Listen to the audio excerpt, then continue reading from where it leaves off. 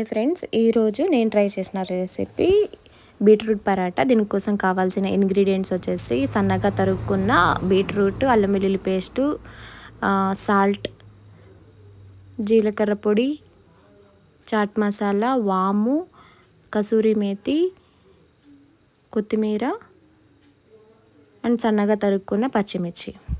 ఇప్పుడు చపాతీ కోసం ప్రిపేర్ చేసుకోవాలి.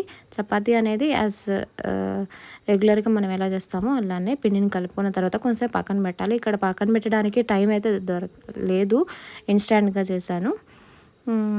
ఇలా రౌండ్ బాల్స్గా వత్తుకోవాలి. నేను ఇప్పుడు 4 చపాతీలు చేద్దామని అనుకున్నాను, 4 పరాటాస్ చేద్దామని అనుకున్నాను. బట్ స్టఫ్ అనేది క్వాంటిటీ అనేది ఎక్కువ అయిపోయింది. దానివల్ల మేము చాలా ఎక్స్పెరిమెంట్ చేయాల్సి వచ్చింది. ఫస్ట్ నార్మల్ చపాతీని ఎలా అయితే ఒత్తుకుంటామో అలా ఒత్తుకోవాలి.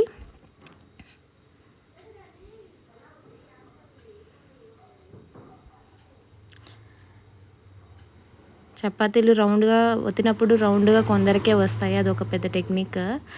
నేను ఒత్తితే ఒక్కొక్కటి ఒక్కొక్క షేప్లో వస్తుంది. ఎవరు బాగా చపాతీని రౌండ్గా ఒత్తగలరో కమెంట్లో పెట్టండి.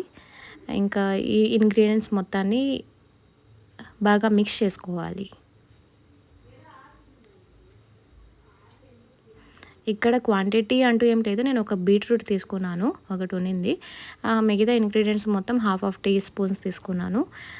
స్టఫ్ టేస్ట్ బాగా వచ్చింది. ఇక్కడ సాల్ట్ వేస్తున్నాం కదా అని చెప్పేసి చపాతీలో సాల్ట్ వేయకుండా ఉండకండి. ఈ సాల్ట్ దీనికి సరిపోతుంది, చపాతీలో వేరేగా సాల్ట్ వేసుకోండి.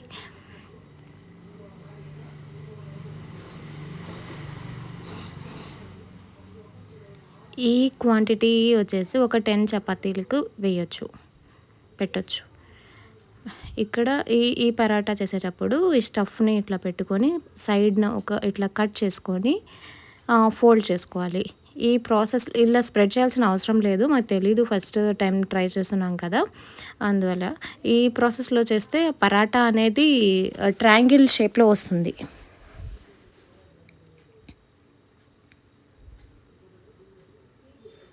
ఇక్కడ ఒక రాంగ్ ఏం జరిగిందంటే స్టఫ్ అనేది ఎక్కువ అయిపోయింది.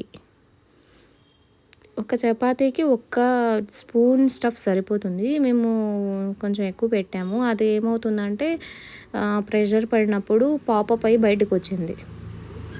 4 చపాతీస్ చేసాము, ఒక చపాతీ లాస్ట్లో వితౌట్ లీకేజ్ వచ్చింది. 3 అనేవి ఫెయిల్యూర్ అటెంప్ట్స్. ఒక్కొక్కటి ఒక్కో షేప్లో ట్రై చేసాము.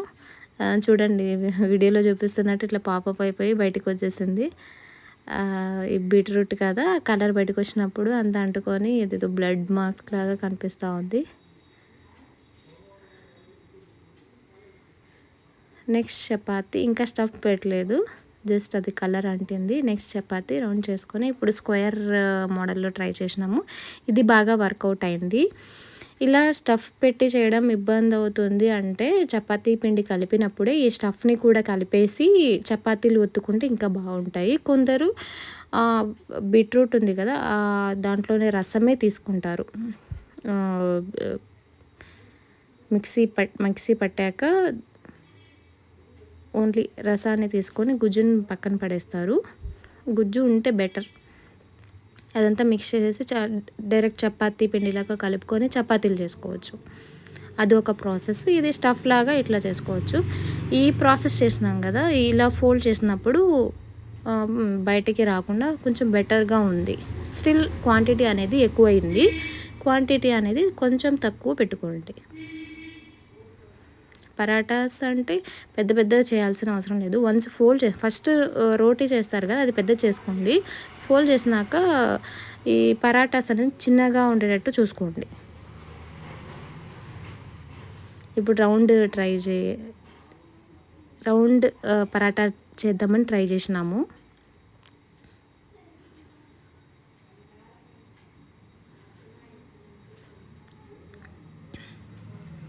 ఇది కూడా లీక్ అయింది. లాస్ట్లో కొంచెం స్టఫ్ మిగిలిపోయింది. ఆ మిగిలిపోయిన స్టఫ్ని పొడి పిండి తీసుకొని దాంట్లో కలిపి లాస్ట్ ఒక చిన్న చపాతీ చేశాను.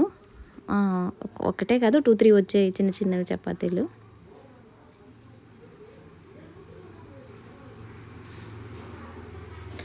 ఇక్కడ 3 ఫెయిల్యూర్ అటెంప్ట్స్ తర్వాత 4థది కొంచెం బెటర్‌గా వచ్చింది. బట్ బ్యాడ్ లక్ ఏందంటే ఆ 4థది వీడియో పెట్టాను బట్ ఆన్ చేయలేదు.